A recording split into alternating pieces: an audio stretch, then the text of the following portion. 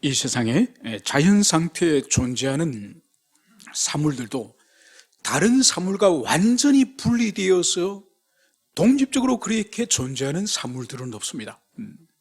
여러분, 소금이라고 하는 그 물질도 NaCl, 즉 나트륨과 염소가 결합이 돼서 소금이라는 형태로 존재하고, 지금 제가 마셨던 이 물도 두 개의 수소 원자와 하나의 산소 원자로 결합이 돼서 물이라는 형태로 존재하는 것입니다.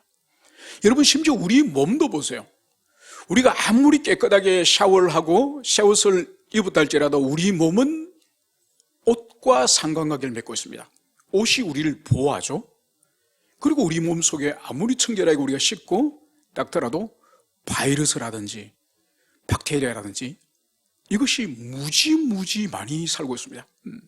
그래서 이 물리적 세계 속에서 완전히 모든 사물과 결별해서 독자적으로 존재한다는 것은 사실 존재할 수가 없습니다. 다 물리적 세계도 결합되어 있든지 다른 사물과 끊임없이 관계를 맺고 있든지, 여러분, 이것은 물리적 세계뿐만 아니라 영적 세계와 정신 세계도 마찬가지예요. 그래서 어느 시대든지 이전의 어떤 이념이나 사상이 새로운 시대에 또 새로운 정신과 결합을 하거나 새로운 정신과 융합을 해서 또 다른 정신과 사상을 만들어내는 거죠. 그래서 그리스 시대의 독특한 그 헬라의 정신, 그 정신이 이제 동방의 페르시아의 이 동방의 정신과 융합을 해서 알렉산더 대왕에 의해서 이 두 세계가 융합을 하면서 드디어 헬레니즘이라고 하는 새로운 사조가 형성이 되지 않습니까? 그래서 물리적 세계뿐만 아니라 정신과 이념의 사상의 세계도 충돌하거나 섞이거나 이런 일이 일어나는 거죠. 여러분, 이것은 교회 안의 복음, 기독교 진리에 있어서도 마찬가지예요. 여러분, 하나님이 이 성경 진리를 각 시대에 주셨지만은 그 복음 진리가 깨끗하게 어느 것도 혼잡되지 않고 순수한 복음이 보존되어 있던 시대는 없습니다. 여러분, 우리가 지금 읽고 묵상을 시작한 이 요한일서의 이 시대는 바로 사도 요한의 거의 생애 말년, 그러니까 AD 한 85년에서 한 95년, 그래서 사도 요한이 거의 이제 이 땅을 떠나기 그 직전에 기술한 것이 이 요한서신 1, 2, 3편, 그리고 마지막에는 요한계시록을 기록하고 이제 이 세상을 떠나지 않았습니까? 그래서 이 요한이 이 편지를 기록하게 된 이 배경이 바로 뭔가 하니까, 이 요한은 우리가 알다시피 예수님의 12제자 가운데 가장 나이가 어리지만은 주님으로부터는 가장 사랑을 많이 받은 그런 제자죠. 그래서 자신이 기록한 요한복음에서도 사도 요한 자신이 기록했다고 자기 이름이 등장하지 않습니다. 그런데 자신을 향해서 주님의 사랑받는 제자, 계속적으로 자기를 주님의 사랑받는 제자, 그러니까 얼마나 사랑을 받았으면 감히 자기 자신을 주님으로부터 사랑받는 제자라고, 다른 사람은 이름을 기술하지만은 자기는 주님의 사랑을 얼마나 많이 받았으면 그렇게 기술했겠습니까? 그래서 보세요, 다른 제자들은 다 주님 십자가 못 박힐 때 도망을 다 가지만은 이 요한은 도망을 갔다가 돌아오지 않습니까? 그래서 주님이 박혀있는 그 현장 그 아래로 오는 거죠. 그래서 마지막 주님이 운명하신 모습을 마리아와 다른 여인과 함께 유일하게 이 사도 요한이 우리 주님을 목격하는 거죠. 그때 우리 주님께서 이 십자가 위에서 아래를 내다보면서 어머니 마리아와 이 요한에게 무슨 말을 했습니까? 바로 어머니에게, 어머니여, 요한을 보고 아들이다. 그리고 요한에게는 어머니를 부탁했죠.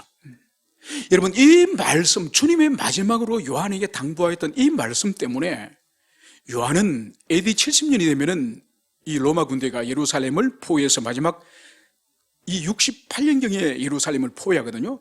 3년을 이제 포위해가지고 완전히 봉쇄해가지고 굶어 죽도록 만들어가지고 3년 되는 해 AD 70년에 이 예루살렘을 완전히 파괴하지 않습니까? 성전도 파괴하고 성벽도 파괴하고, 그때에 이 사도 요한이 마리아를 모시고 에베소로 도망을 갑니다. 에베소로 탈출을 해가지고 에베소에서 마리아가 죽을 때까지 이 사도 요한은 적극적으로 선교 사역을 할 수가 없겠죠.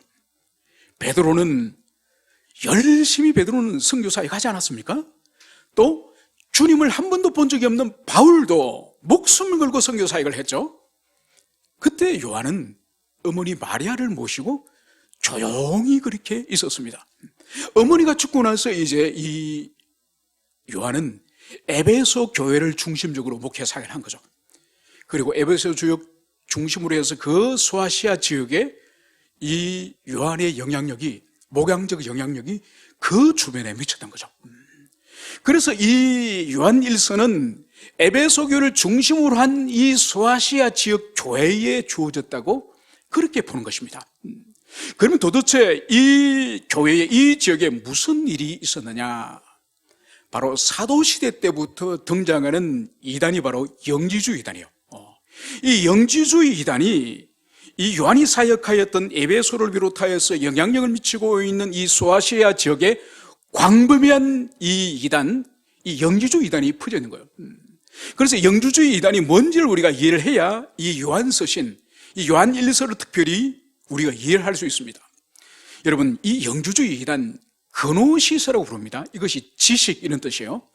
이 그노시스 이단이 이제 이 소아시아 지방에 널리 퍼지게 되었는데, 바로 이들의 근본적인 사상적 출발은 그리스의 이 신플라톤주의예요.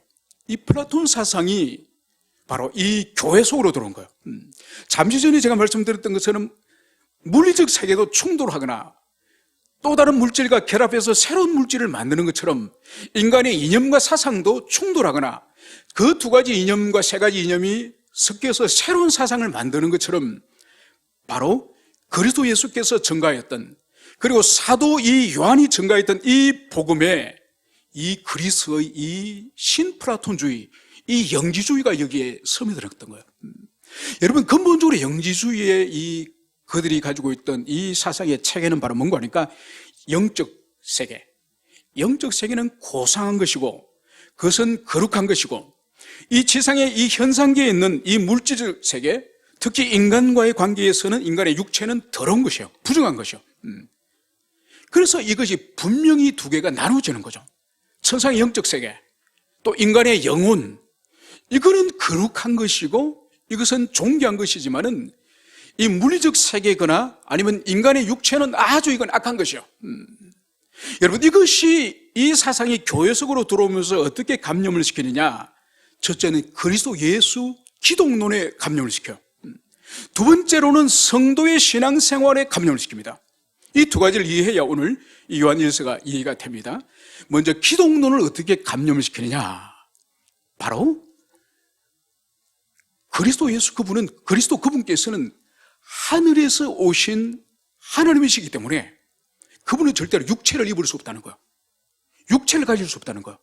그러면 제자들과 함께 먹고 마시면서 전도하시고 선교하셨던 그분은 뭐냐? 그는 그냥 보였을 뿐이라는 거예요. 환상에 불과하다는 거예요.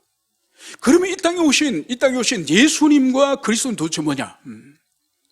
바로 예수님은 마리아와 요셉 사이에 평범한 아들로 태어났다는 거예요. 평범한 사람으로 태어났다는 거예요. 그런데 그분이 아주 지혜롭고 아주 덕스러운 인격을 가진 거예요. 보통 사람보다는.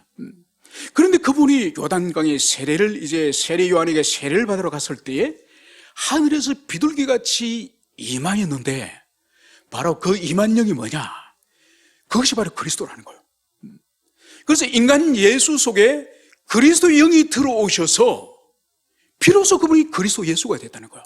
그래서 오병이어 기적도 일으키고 병자도 고치고 귀신도 쫓고 죽은 사람도 살리고 바다 위도 걷고, 이 모든 일이 그리스도 영이 들어오심으로써 그 능력을 발휘하게 됐다는 거예요. 그래서 하나님의 메시아로서 그 사역을 3년간 잘 감당하다가 이제 붙잡히셔서 십자가 매달리셔서 그분이 이제 죽음의 직전에 그분이 마지막으로 절규하는 비명이 뭔가요? 엘리 엘리 라마 사박다니, 아버지여 왜 나를 버리시나이까?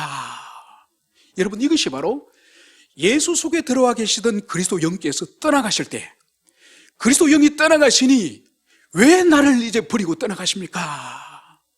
그 절규가 바로 예수 속에 있던 그리스도께서 이제 떠나감에 대한 절규라는 것이죠. 그러면서 주님이 죽으실 때는 인간 예수가 죽었다는 거예요. 그리스도가 죽은 것이 아니라는 거예요. 그래서 이 영주주의자들의 주장은 뭔가 하니까 예수 따로 그리스도 따로예요. 한 분이 아니에요. 우리가 믿는 기독론은 뭔가요? 한 분 안에 참된 인간이신 예수, 그분이 바로 또 참된 하나님이신 그분. 그래서 한 분 안에 신성과 인성을 함께 가지신 바로 그분이 이 땅에 사람으로 태어나시고, 그리고 참된 하나님이시고 참된 사람이신 그분이 십자가에서 죽으시고, 참된 사람이시고 참된 하나님이신 그분이 부활하셨다. 이것이 우리가 믿는 칼케톤 신조에서 등장하는 바로 정통 기독론이에요. 이것이 AD 한 400년경에 이 정통교회가 확립이 됐죠. 그래서 지금 우리가 1600년 가까이 동안에 이 칼케톤 이 공회에서 선언한 이 정통 기독론을 우리가 믿고 있습니다. 그런데 이 영지주의에 의할 경우에는 예수님이 그런 분이 아니라는 거예요. 평범한 인간에게 그리스도 영이 들어갔다가 빠져나간, 여러분, 이 교리가 주는 위험이 뭘까요? 첫째는 성경의 기독론을 붕괴시키는 거예요. 성경이 말하는 예수님이 아니에요. 둘째는 기독론이 붕괴되면 어떤 일이 벌어질까요?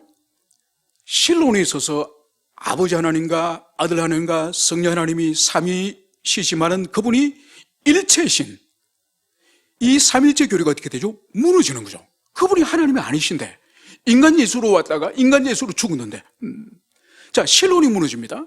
자, 그러면은 인간 예수를 우리가 지금 믿어서 구원을 얻을 수가 있습니까? 하나님이 아니신 그분 구원을 얻을 수가 없죠. 왜냐하면은 하나님이신 그분이 하나님의 형벌을, 저주를 받으시고 그분이 부활하심으로 말미암아서, 그래서 우리가 구원받을 수 있는 구원의 기초, 구원의 길을 그분이 십자가 대속을 통해서 구원의 길을 여셨는데, 인간 예수가 죽고 살아났으니 그게 대속이 됩니까?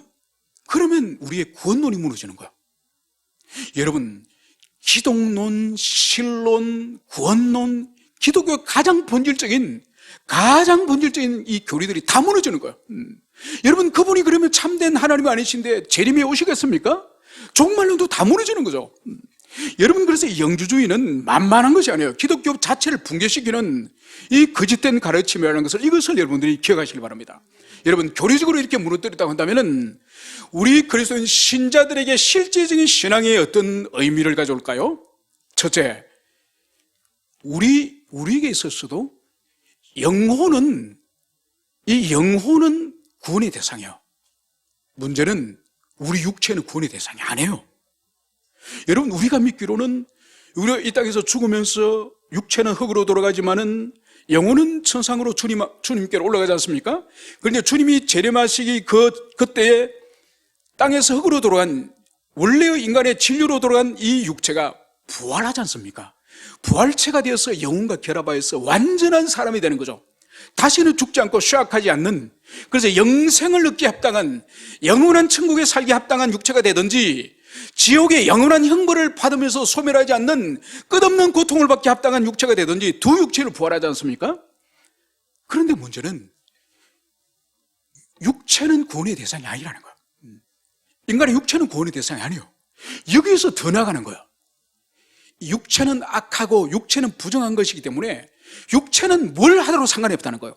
오히려 이 육체는 악한 거기 때문에 육체를 오히려 학대를 하거나 육체를 더러운 죄악 가운데 오히려 빠뜨리는 것이, 오히려 이 악한 육체를 학대하는 것이 더 바람직하다는 거죠. 그래서 이 이단의 결정적인 특징이 바로 뭔가 하니까 아주 타락한 방탕한 삶을 이들이 권장을 합니다. 그래서 간음을 하고 더러운 삶을 살고, 이것이 뭔가 하니 악한 육체를 학대를 하는 것이 더 바람직하다고 생각하는 거예요. 여러분, 그래서 보세요. 오늘날도 이단들 중에서 거룩한 삶을 사는 이단을 보셨습니까? 정결하고 깨끗하게 사는 이단을 보셨으면 없습니다. 그들에게 있어서는 이 육체에 대한 거룩함, 하나님께서는 아담을 생기를 불어넣으심으로 영혼을 주님이 주입을 하셨지만은 아담의 육체도 주님이 흙으로 만드시지 않으셨습니까? 그래서 인간의 영혼이나 흙이나 다 하나님의 작품이에요. 그래서 우리 인간에게서는 영혼만 깨끗하고 육체를 함부로 생각하는 것은 아주 잘못된 거예요. 그래서 보세요. 우리가 하나님을 섬기고 교우들로 섬기고 공동체를 섬기는데도 우리 육체가 필요 없는 것이 있습니까? 모든 것이 우리 육체가 동원돼서, 여러분, 그 지체에 가방을 하나 들어주고, 그 지체가 밤늦게 집에 갈 때 집에 픽업을 해주고, 여러분, 그 지체에게 필요한 간식을 함께 사주더라도 육체가 다 수고하고 땀을 흘려야 그것을 할 수 있지 않습니까? 여러분, 그것처럼 죄도 육체 없이, 물론 생각으로, 마음의 생각으로 죄를 짓습니다. 그런데 많은 우리의 경건, 많은 경건의 생활 가운데에 여러분, 육체가 동원되어져서 죄를 짓는 거예요. 지체와 이웃에게 악한 일을 할 때도 육체가 동원되들고, 심지어 입으로서 더러운 말을 할 때도 우리 육체가 동원되는 거예요. 그래서 이 영주주의 이단 가운데서 여기서 큰 치명적인 문제 중 하나가 영적으로만 주님이 구원을 하시고 영적으로만 주님이 받으시고, 그래서 육체가 동원되는 이 죄에 대해서는 아주 가볍게 여기는 것. 여러분, 이것은 오늘날 우리에게서도 아주 우리가 가슴에 새겨야 될 교훈이에요. 많은 그리스도인들이 마치 영주주의 이단처럼 신앙생활을 하는 사람들이 많다는 거예요. 이분은 하나님을 사랑한다 그러고 자신의 어떤 지식을 자랑하고 자신의 신앙의 행위를 자랑하지만은 또 다른 자기 행실을 통해서 사람들에게 상처를 주고 죄를 짓고 자기 행동이 수반되어서 하나님을 아프게 하는 그런 일들이 얼마나 많습니까? 그것들이 바로 영주주의의 면면한 흐르는 이단들이 오늘날에도 흐르는 것이죠. 그래서 오늘날도 가장 영주주의에 큰 영향을, 그런 동질의 이단이 바로 구원파예요. 구원파는 자신이 한번 영원히 구원을 받으면은 그 이후에 죄의식을 가지면 안 된다고 그들은 가르치지 않습니까? 그러니까 죄의식을 가지는 것 자체가 그것은 구원을 받지 못했던 증거로 여기기 때문에 그들은 구원받은 이후로는 방탕한 삶이 그들에게는, 그것은 그들에게 아무런 의미가 없습니다. 그래서 방탕한 삶을 허용을 하는 거죠. 그러니까 이 구원파는 이 영주주의 이단의 면면한 그 전통을 그들이 많이 내포했다고 볼 수 있습니다. 자, 이렇게 우리가 개념적인 이해를 하고 이제 오늘 우리가 본문의 말씀을 이제 보도록 하겠습니다. 오늘 8절을 보십시오. 이 영주주의 이단이 주장하였던 바로 그 이해를 가지고 우리가 8절을 봤으면 좋겠습니다. 만일 우리가 죄 없다고 말하면 스스로 속이고 또 진리가 그 속에 있지 아니할 것이요. 여러분, 이것이 뭔가 하니까 이 영주주의 이단이 자신은 영원히 구원을 받았기 때문에, 영원히 이미 구원받았기 때문에 육체를 통해서 어떤 죄를 짓더라도 하나님의 백성들의 눈에는 그것이 죄인데, 이건 우리가 죄가 아니다, 우리는 죄가 없다, 이렇게 그들이 주장하는 거예요. 바로 그런 주장에 대해서 이제 스스로 속이는 것이요. 여러분, 육체를 통해서도 성경은 충분히 죄를 짓고 마음의 생각으로도 죄를 짓고 행실을 통해서 죄를 짓고, 그래서 우리의 삶의 존재 자체가 하루하루 살수록 우리는 죄를 만드는 죄의 생산 공장이라 해도 과언할 정도로 우리의 존재인데, 바로 우리가 죄가 없다 이렇게 말하는 것은 바로 속이는 것이다, 이 말씀을 하고 있는 것을 볼 수 있습니다. 그러면서 또 만일 우리가 우리 죄를 자백하면 그는 미쁘시고 의로우사 우리 죄를 사시며 우리를 모든 불의에서 깨끗하게 하실 것이요. 그래서 그렇게 거짓말이 아니라 진실로 우리 자신을 돌아볼 때 마음의 생각으로, 입술의 혀로, 그리고 우리의 행실로 그 죄가 발견되어지고 지적되어지면 그것을 어떻게 하라고요? 진실한 마음으로 하나님께 고백하고 아랠 때에 바로 주님께서는 모든 불의에서 우리를 깨끗하게 하실 것이다, 이 말씀을 여기서 하는 거죠. 그러면 또다시 주님은 또 이렇게 말씀하십니다. 만일 우리가 범죄하지 아니하였다면 하나님을 거짓말하는 이로 만드는 것이니 또한 그의 말씀이 우리 속에 있지 아니하리라. 자신이 범죄하지 않았다, 이것은 내 영혼은 구원을 받기 때문에 내 행실은, 행동은 죄와 아무 상관이 없다, 그래서 우리는 범죄하지 않았다, 이렇게 이 영주주의자들이 이 주장을 하는 것은 바로 하나님을 거짓말하는 자다. 왜냐하면 하나님께서는 의인은 하나도 없다고 주님께서 말씀하셨는데, 그런데 이 사람들은 우리는 죄가 없다, 이 말을 하느니 하나님을 거짓말하는 자로 만드는 것이요. 바로 이런 사람에게는 그의 속에 무엇이 없다고요? 바로 말씀이 그들의 속에 없느니라. 바로 진리가 그들 속에 없느니라. 이 말씀을 여기서 하고 있습니다. 그러면서 이제 우리가 오늘 아침에 묵상하였던 이제 나의 자녀들아, 내가 이것을 너희에게 선 것은 너희로 죄를 범하지 않게 하려 함이라.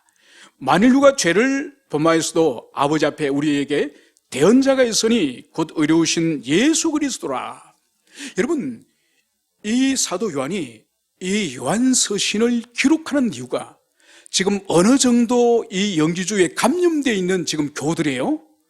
거짓된 가르침에 교우들이 감염이 되어 있는데 지금 긴급한 마음으로 지금 사도 요한이 이 서신을 쓰는 이유가 그들 속에 잘못되어 있는 이 신앙의 이 교리, 이것을 지금 빨리 수정하고 이것을 고쳐서 그들로 하여금 죄를 짓지 않도록 하기 위해서 지금 이 요한이 지금 이 서신을 기록함을, 이 서신의 기록의 목적을 지금 분명하게 그렇게 말하고 있음을 볼 수 있습니다.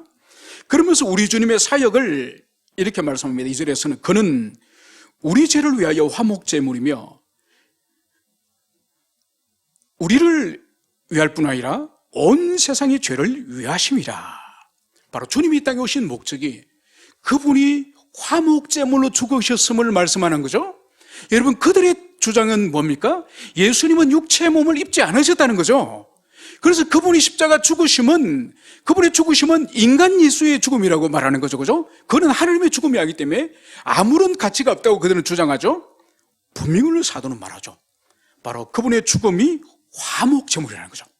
마치 구약시대 때 어떤 죄를 저질렀을 때 하나님과 관계를 회복하기 위해서 바로 속죄제를 드리고 화목제를 드리고 속건제를 드리고 이 제사를 통해서 짐승을 완전히 불태워 드리는, 그래서 그 짐승의 육체가 완전히 불타고 죽음을 통해서 우리 죄가 용서를 받지 않습니까?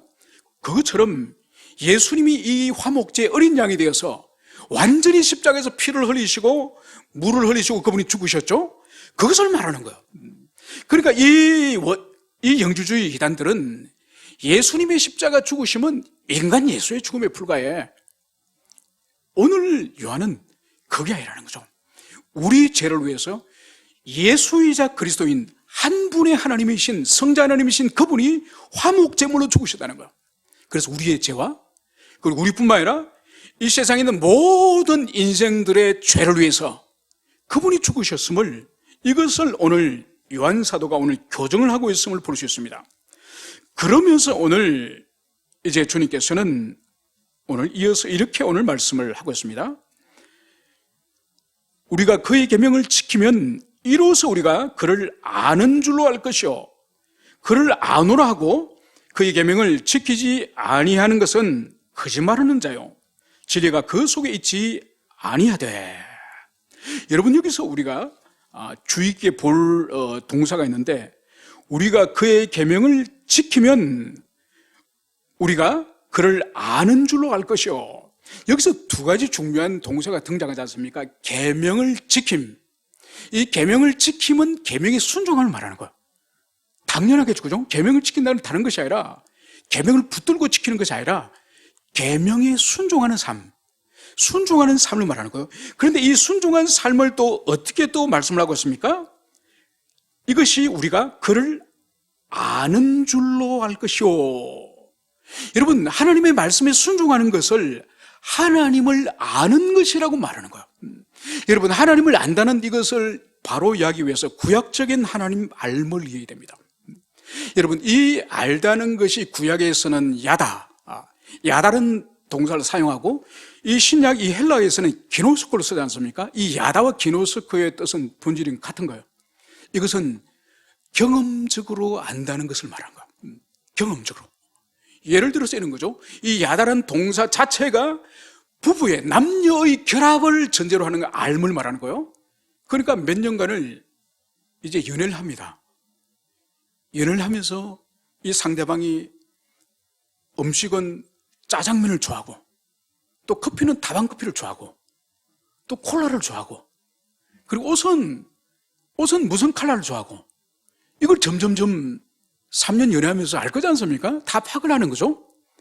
여러분, 이것은 아직 야다나 기노스카가 아니에요. 3년이 지나고 나서 결혼을 하는 거예요. 결혼해서 한 집에 살면서 같이 먹고 밤에 동침을 하고 서로 사랑을 하고 완전한 인격적인 결합, 이것이 기노스코 야다요. 그래서 이 야다에 대해서 정확하게 이야기하기 위해서는 이 남녀가 혼인을 하고 결혼을 할 경우에 이 하나님의 이 말씀을 깊이 이해하게 되는 거죠. 그래서 여기서 보십시오. 오늘 이런 이해를 가지고 바로 계명을 지키는 것은 바로 그 사람이 우리가 그를 아는 줄로 알 것이요, 이미 부부가 서로를 알듯이 이미 그리스도 예수를 그렇게 아는 사람이 바로 그 계명을 지킨다. 여러분, 그래서 이 알다는 이 단어의 다른 덩치되는 다른 개념이 뭔지 아십니까? 아는 것은 곧 사랑하는 거예요. 성경에서 하나님을 아는 것은 하나님을 사랑하는 거예요. 그리스도 예수를 안다고 말하는 것은 그리스도 예수를 사랑하는 거예요. 여러분, 그렇기 때문에 그 계명을 지키는 거예요. 여러분, 그래서 지킴과 아는 것과 사랑하는 이것은 아주 밀접한 관계에 있다는 것을 여러분들이 그것을 가슴에 새기게 됩니다. 그래서 그분을 사랑하기 때문에 이제 그분을 알게 되었고, 그분을 알기 때문에 그분의 계명을 이제는 기쁨으로 지키고 기쁨으로 순종하는 거예요. 여러분, 그래서 보십시오. 그를 아노라 하고 계명을 지키지 않는 것은 뭐라고요? 그분을 아노라 하고 그분을 사랑하노라 하면서 계명을 지키지 않은 그것을 바로 거짓말하는 자다, 거짓말하는 자다, 이렇게 말씀을 하고 있는 거죠.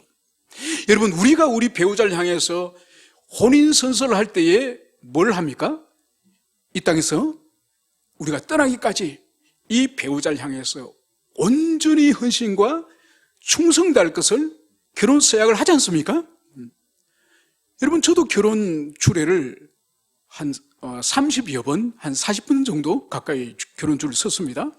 그러면서 제일 떨리는 게 뭔가 하니까 이 성혼 선포 전에 이제 이 신랑과 신부에게 이제 이 선서를 하게 하고, 그리고 아멘 할 때에 정말 그때 주님 앞에 떨립니다.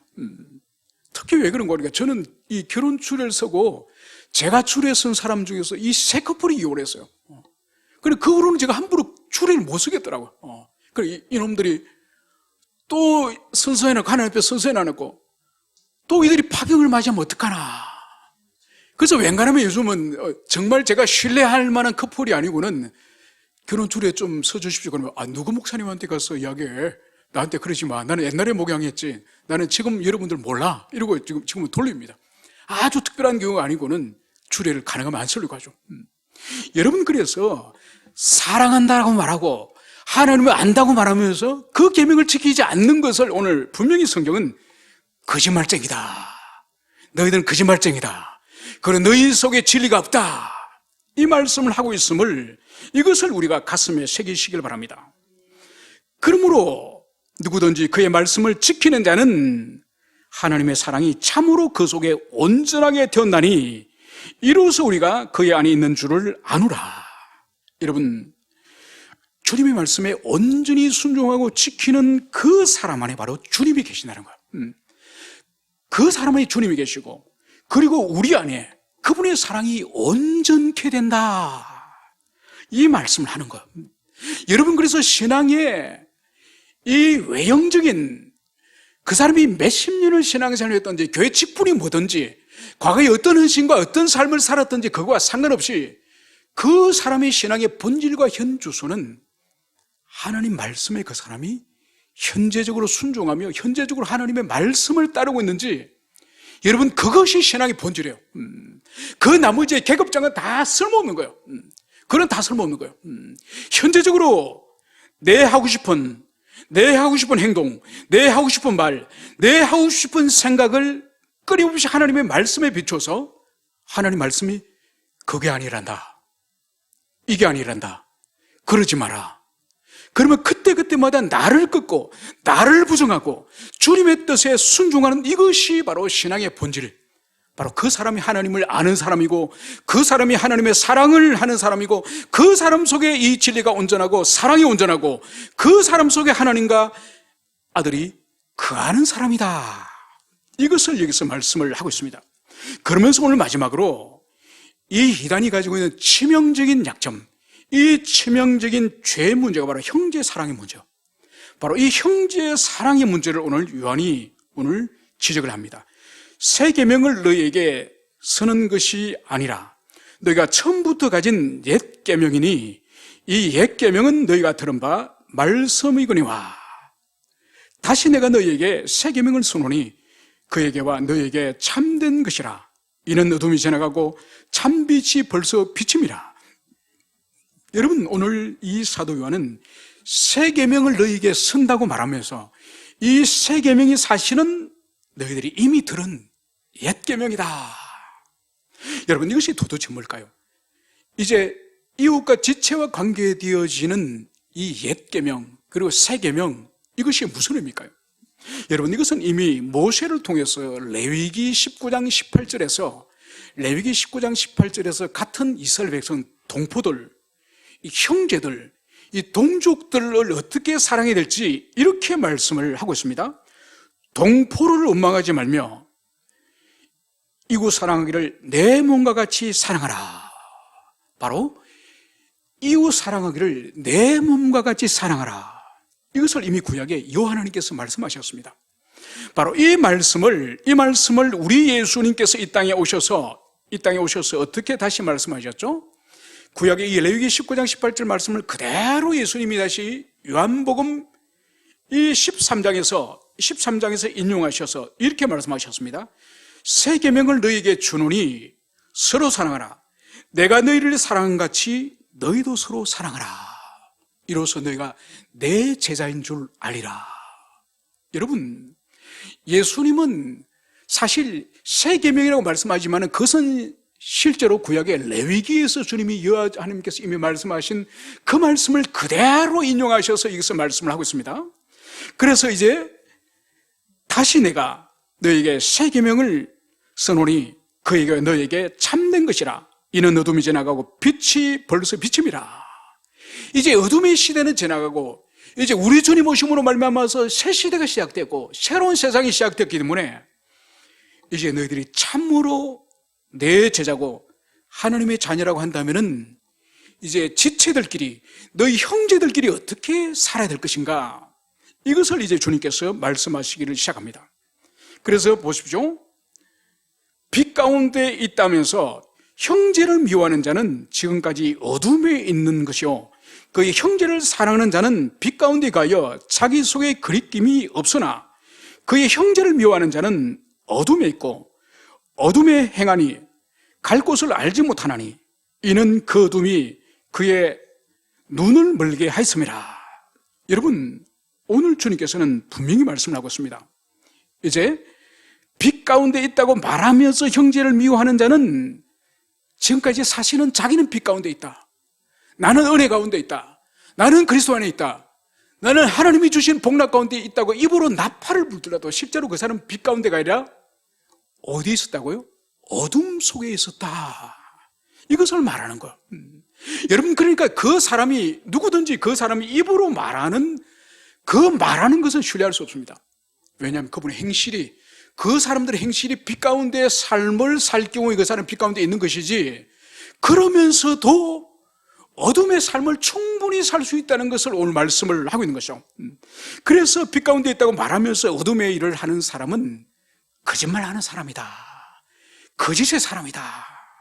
이것을 말씀을 하고 있는 거죠. 그래서 그의 형제를 사랑하는 자는 빛 가운데 가며 자기 속에 그리낌이 없으나, 여러분, 여기서 오늘 놀라운 것을 말씀합니다. 형제를 사랑하는 사람은 빛 가운데 가고, 그리고 그 사람 속에, 그 자기 속에는 무엇이 없다고요? 그리낌이 없다. 여러분, 형제를 진정으로 사랑하는 사람은 빛 가운데 가고, 빛 가운데 가는 사람은 그리낌이 없다는 거예요. 여러분, 여기서 이 그리낌이라고 번역되어 있는 이 단어의 의미가 뭔지 아십니까? 이 단어가 함정, 덫, 그리고 걸림돌, 이런 의미예요. 여러분, 그러니까 빛 가운데 있는 사람들은 이 함정과 걸림돌과 덫이 없다고 말한다면 어둠 속에 있는 사람은 그럼 무슨 의미일까요? 어둠 속에 있는 사람, 즉 형제를 사랑하지 않는 사람, 형제를 사랑하지 않는 어둠 속에 있는 사람은 그 사람 자기 안에 이 함정을 가지고, 이 덫을 가지고 있는 거예요. 이 넘어짐을 가지고 있는 거예요. 얼마나 무서운 말씀인지 몰라요. 여러분, 형제를 사랑하는 사람에게는, 여러분, 형제를 사랑한다 할지라도 그 사람이 완벽할 수 있습니까? 죄를 짓지 않고 완벽한 삶을 살 수 못 삽니다. 그 사람도 여전히 실수하고 지체에게 허물이 있고 여전히 상처를 주는 그런 삶을 살 수 있습니다. 그런데 빛 가운데 있는 사람은 그럴 때 어떤 일이 일어나죠? 진실로 하나님께 참여합니다. 진실로 하나님께 참여하고 진실로 상처를 준 그 사람한테 진실로 사과하게 되는 거예요. 그러면 하나님께서 그 사람에게 뭘 주십니까? 양심의 송사와 양심의 정죄감과 양심의 눌림이 그 사람에게 없는 거예요. 자유하는 거예요. 여러분, 이것이 얼마나 하나님이 주시는 큰 복락인지 몰라요. 그래서 보세요. 베드로가 주님을 팔고 그렇게 도망가지 않았습니까? 그래, 베드로는 닭이 울 때 그가 어떻게 처신합니까? 통곡을 하면서 그가 참여했죠. 통곡을 하고 참여했지만은 그는 다시 제자들 공동체로 들어옵니다. 그리고 다시 그 제자들 공동체 가운데 리드가 되는 거죠. 리드가 돼서 이 예루살렘 교회를 그가 목양을 하지 않습니까? 여러분, 우리 한편으로 이렇게 생각할 수 있어요. 아니, 베드로는 쪽팔리지도 않나? 다른 제자들은 주님을 배신하지는 않았는데 자기는 그렇게 배신 안 해놓고 또다시 딱 자기가 지도자를 하겠다고? 정말 뻔뻔스럽네? 여러분, 그게 아니에요. 진실로 주님을 사랑하는 이 베드로의 이 마음에는 그리낌, 즉 이 함정이, 이 걸림돌이 그에게는 없는 거예요. 주님이 사해 주셨기 때문에. 여러분, 그러나 왜 주님을 언삼십에 팔고 그렇게 배신했던 가룟 유다는 양심의 가책을 느꼈지만은 공동체 속으로 못 들어왔을까요? 그는 진실로 주님을 사랑하지 않고 공동체를 사랑하지 않고 제자들을 사랑하지 않고 자기 양심의 송사의 결과로, 죄책감의 결과로 그는 자살을 하고 말았던 거죠. 결국 그가 죽었던 것은 다른 것이 아니라 자기 속에 있는 이 함정, 자기 속에 있는 덫에 빠져서 그는 죽은 거예요. 자살한 거예요.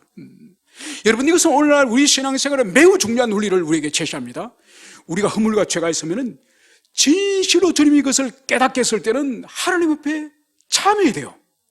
두 번째로는 성도들과 이웃들에게 진실로 사과하고 용서를 구하고 엎드리는 거예요. 바로 그때 주님께서 그 심령에 사죄의 마음을, 그러면 그 영혼이 자유해지는 거예요. 사람을 의식하지 않고 사람들 앞에 주눅이 들지 않고 자신이 주님 앞에 사유함을 얻었다고 하는 그 자유함과 담대함 가운데 다시 하나님 앞에 설 수 있는 것이죠. 그러한 은혜가 여러분들의 있기를 축원합니다. 그러면서 마지막으로 이제 그의 형제를 미워하는 자는 어둠에 있고 또 어둠에 행하며 갈 곳을 알지 못하나니 이는 그 어둠이 그의 눈을 멀게 하였음이라. 여러분, 형제를 마음속으로 계속 미워하는 사람을 오늘 어둠 속에 있는 사람이 말해요. 눈이 어둡다고 말해요. 어둠 속에 있다고 말해요. 향방을 모른단 말이에요. 여러분, 이 형제를 미워하는 사람의 이 삼중적 위험을 말하는 거예요. 첫째는 자기를 둘러싸고 있는 모든 환경이 지금 빛이 없는 어둠이에요. 이 어둠 속에서 이 사람이 또 소경이에요. 소경. 눈이 멀었어요. 여러분, 눈이 멀고 주변이 다 깜깜한 어둠이에요. 문제는 어디로 가는지도 모르는 거예요. 이게 바로 형제를 미워하는 사람에게 하나님이 주시는 징계이자 바로 그 심령을 하나님께서 다루시기 위한 하나님의 방식이에요. 그래서 이 사람은 곧 넘어지거나 큰 벼랑에서 떨어지는 끔찍한 영혼의 위험을 당하겠죠. 여러분, 이 말씀을 요한이 이 사랑하는 양들에게 주신 이유가 뭘까요? 너희들이 거짓된 삶을 살지 마라. 형제를 미워하는 삶을 살지 마라. 그러면 그것이 너희들의 영혼이 얼마나 큰 징계와 큰 환난이 올지 모른다. 이 경고의 말씀은 결국은 돌이키도록, 바른 길을 가도록, 형제를 사랑하도록, 하나님을 사랑하도록. 그래서 이 경고와 징계의 말씀은 영혼을 보호하고자 하는 목자의 마음이라는 것을, 이것을 우리가 가슴에 새길 것입니다. 그래서 이 말씀은 지금도 여전히 우리 모두에게 주신 유효한 말씀이에요. 그래서 이 말씀을 우리가 듣고 깨달았다면 우리 삶의 영역에서 우리가 주님을 기쁘시게 하지 못하는 형제를 미워하고 순종하지 않는 삶이 있으면 즉각적으로 돌이켜서 순종의 자리로 나오는 것이 우리 영혼이 흑암 속에서 낭떠러지고 떨어지는, 그 흑암 속으로 떨어지지 않는 그런 삶의 비결인 것을 여러분들이 가슴에 새기기를 축원합니다.